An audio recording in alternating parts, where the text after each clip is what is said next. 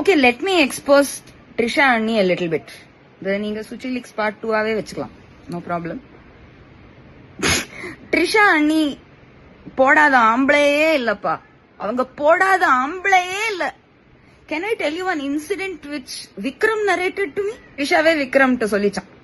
அதாவது அது வந்து பாய்ஸ் பட ரிலீஸ்க்கு முன்னாடி she used to regularly go to, இப்ப கூட நிறைய நைட் கிளப் எல்லாம் சும்மா பசங்களை பிக்கப் பண்றதுக்கு, பசங்க பொண்ணுங்களை பிக்கப் பண்ணுவாங்கல்ல, நம்ம அண்ணி பசங்களை பிக்கப் பண்ணுவாங்க. அப்ப பரத் உட்காந்துருந்தான். அப்ப பாய்ஸ் ரிலீஸ் ரிலீஸ் ஆயிருச்சா அவளே தெரியல.